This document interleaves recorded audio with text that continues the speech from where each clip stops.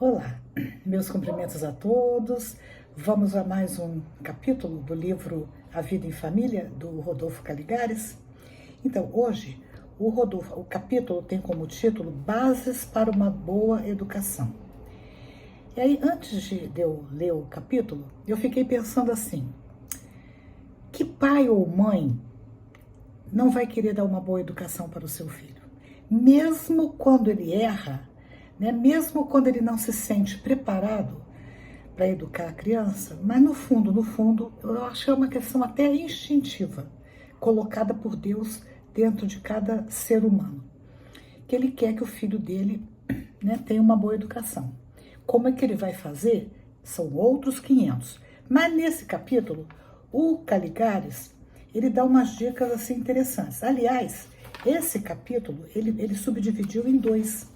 Tem bases para uma boa educação e o próximo que é outros pontos a considerar. Então, nós também vamos fazer isso em 2 vídeos. Abre aspas para o Caligares. Se alguém perguntasse a cada pai e a cada mãe para que é que estão educando seus filhos, não temos a menor dúvida de que a resposta unânime, quer dizer, de todos eles, seria esta: para que se tornem pessoas bem ajustadas na sociedade e sejam felizes. Isso na opinião do Caligares, é o que ele diz. Continua ele. Se, entretanto, depois disso, lhes fosse perguntado também que é que eles têm feito para atingir esse objetivo, as manifestações já não seriam tão uniformes. Porque nem todos os lares têm uma noção exata de como agir para bem educar os seus filhos. E isso é uma verdade, né? A gente vê pais assim que estão totalmente perdidos com relação à educação dos seus filhos. Às vezes eles pecam por excesso ou então por negligência total. Bom, aí o Caligares continua. Isto quer dizer que todos nós queremos o melhor para os nossos filhos, mas poucos se interessam por conhecer as melhores técnicas de relacionamento com eles, e pouquíssimos os que perseveram na sua aplicação. Por aqui a gente está vendo que o Caligares ele já entende que a educação não é uma coisa que você vai fazendo sem nenhuma base sólida de conhecimento. Aqui ele já está dizendo que existe uma técnica, ou várias técnicas, de melhor educar os filhos. Aí ele continua. Nada é mais importante em matéria de educação que prepararmos nossos filhos para que se tornem livres, mas responsáveis, cientes e conscientes da utilidade das leis e das normas disciplinares, sem cuja observância a vida em sociedade seria impossível, obtendo deles uma adesão espontânea e um consentimento pleno às mesmas. Então, assim, quando a gente educa as crianças, a gente quer que as nossas crianças, ele fala que sejam livres, mas a liberdade total não existe. E a criança educada sem nenhuma restrição, ela se torna um ser antissocial, E aí a vida, o que os pais não ensinaram em casa, a vida vai ensinar e de repente com graves consequências para eles. Continua o Caligares. Quase sempre, porém, ao invés de motivá-los e de treiná-los para isso, quer dizer, para uma vida em sociedade, preferimos exigir deles uma obediência imediata e incondicional, usando e abusando das ameaças, dos castigos corporais e outros recursos calcados na violência, sem suspeitarmos de que esse caminho pode ser o mais curto para conseguir a obediência, mas é também o mais nocivo à formação de sua personalidade, ou seja, ao desenvolvimento e amadurecimento das suas potências e virtudes. O uso da violência pode fazer com que a gente consiga dos nossos filhos uma educação, atender a uma norma de forma imediata, mas mais cedo ou mais tarde eles vão se rebelar. Afirma a psicologia moderna que a educação infantil é perfeitamente possível sem o uso de tapas, palmadas, tabefes, desde que se dê à criança o amor, a atenção, o respeito e a proteção que ela precisa. Mister se faz, outro sim, conhecer uma série de coisas básicas que, devidamente observadas, poderão contribuir bastante para que sejamos bem-sucedidos na árdua, difícil e heróica tarefa educacional. Porque vai exigir dos pais abnegação, abrir mão de uma série de coisas. Então, por isso que ele fala que essa tarefa é heróica. Aí ele vai citar as principais condições para isso. Primeiro, respeitar as leis do crescimento. Abre aspas novamente para o Caligares.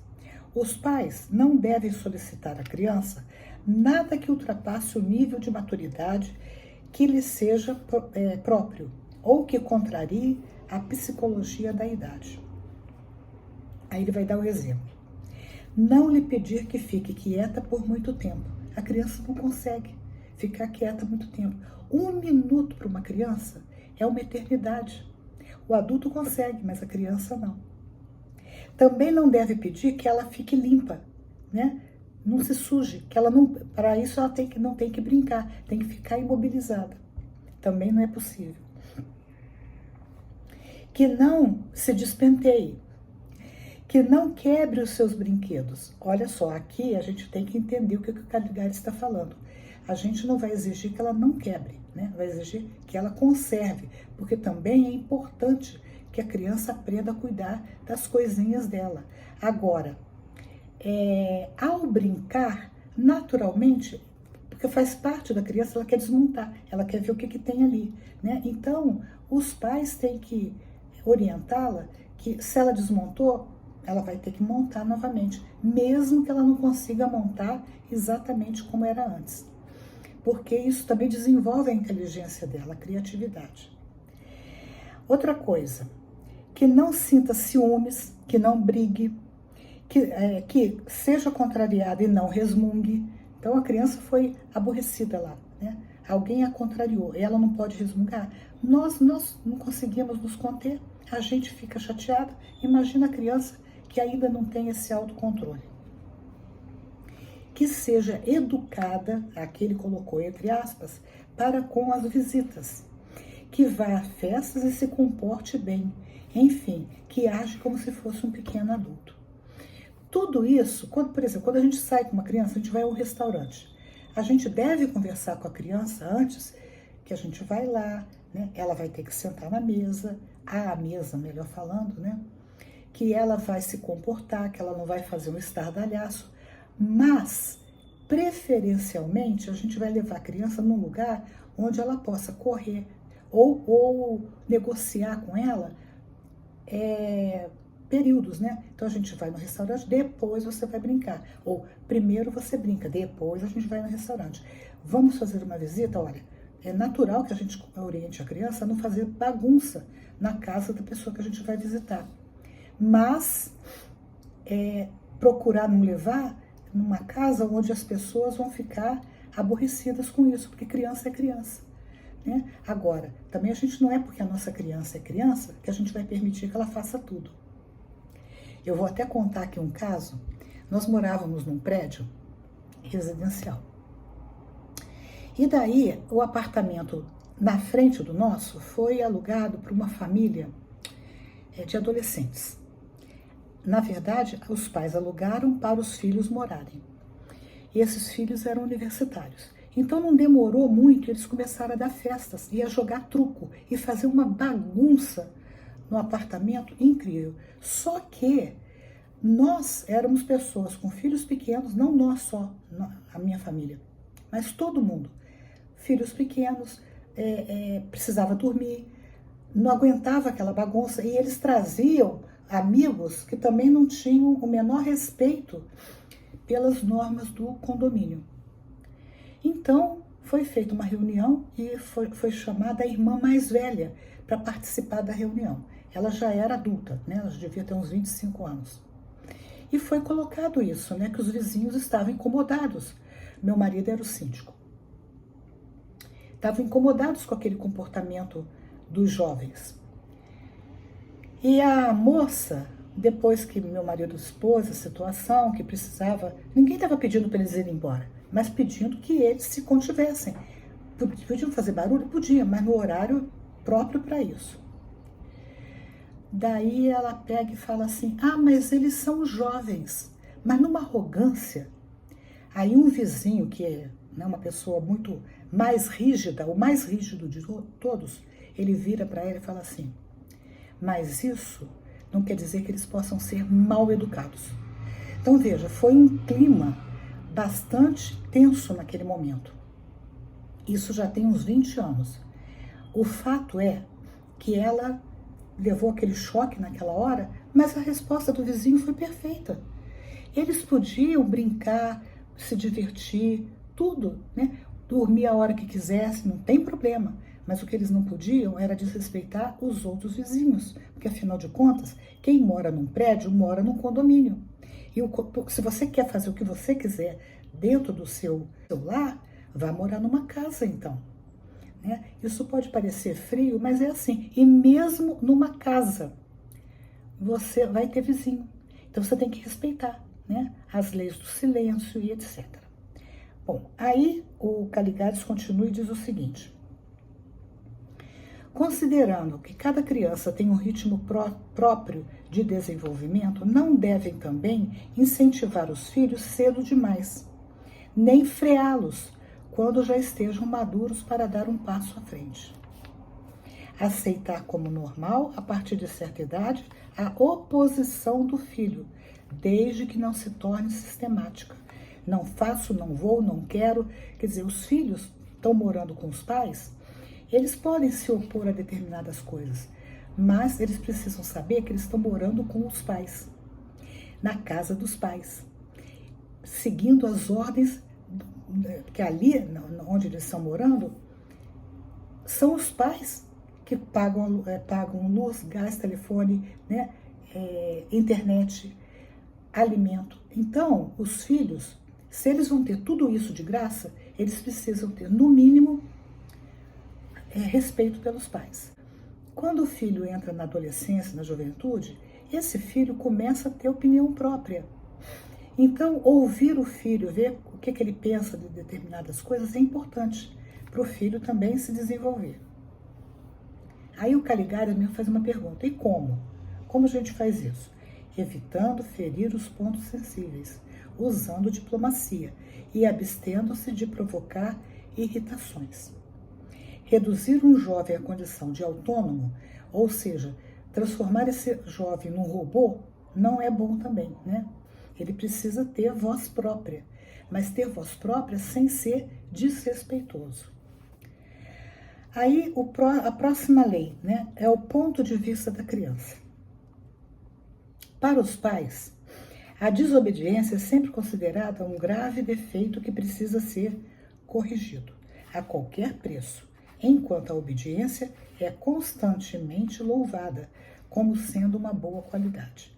Do ponto de vista da criança, no entanto, a desobediência significa revolta contra a ordem dos adultos, não raro contrárias à sua natureza, como, por exemplo, não corra, fique quieto, não grite, né? E aos seus sentimentos. Pare com esse jogo já, vem aqui, vai tomar banho, e por aí vai. A obediência e a desobediência, continua Caligares, deveriam, pois, ser analisadas sob esses dois aspectos, o ponto de vista dos pais e o ponto de vista das crianças. Mas tal não acontece na educação habitual, de absoluto desrespeito do ponto de vista infantil. A criança tem de obedecer e basta. Você vai fazer o que eu estou mandando e chega. É o que ele está falando que normalmente os pais fazem. Dizem os pais sem se darem conta de que a criança passiva, quer dizer, aquela criança que não tem voz ativa para nada, que tudo aceita sem protesto, é muitas vezes psiquicamente depauperada e de ânimo enfraquecido, o que deveria inspirar-lhes preocupação e não regozijo. Então, assim, uma criança que é totalmente passiva, ela, antes dos pais ficarem orgulhosos dela, os pais deviam se preocupar, porque essa não é a conduta normal. Aí o terceiro ponto que o Caligares aponta: a autoridade. Exercer autoridade sobre as crianças e jovens é certamente muito necessário, porque há pais que desistem desse direito, ou melhor, desse dever, e sem o mínimo interesse pela educação dos filhos, deixam-nos crescer como crescem os cães, os gatos e etc. E é por isso, diz o Caligares, que vemos por aí tanta desordem, tanta criminalidade. Essa autoridade, entretanto, não pode ser avessa à idade, ao temperamento e ao desenvolvimento íntimo do filho. Não pode nunca significar tirania e subjugação, mas amor, ajuda, acompanhamento, compreensão e estímulo para que ele, o filho, sentindo-se protegido e seguro, tenha confiança nos pais e se entregue despreocupado ao seu comando, engajando seu ser na execução das ordens recebidas. Então a gente vê aqui que o Caligares termina com a questão da autoridade, que é muito importante. A criança, ela quer fazer o que ela quer, Ela não tem noção de limite. Porém, ela consegue discernir que quando o pai é justo na sua autoridade, quando ele respeita o desenvolvimento dela, não exige dela nada além do que ela pode dar, e quando essa autoridade é para o bem dela, a criança aceita e vai agradecer esse pai. Às vezes imediatamente, às vezes lá na frente. Bom, tá aqui o texto então do Caligares. No próximo vídeo eu vou dar continuidade falando dos outros pontos que o Caligares fala a respeito de uma boa educação. Gostaram? Se gostaram, dê um joinha, compartilhem, comentem e até o próximo vídeo, se Deus quiser.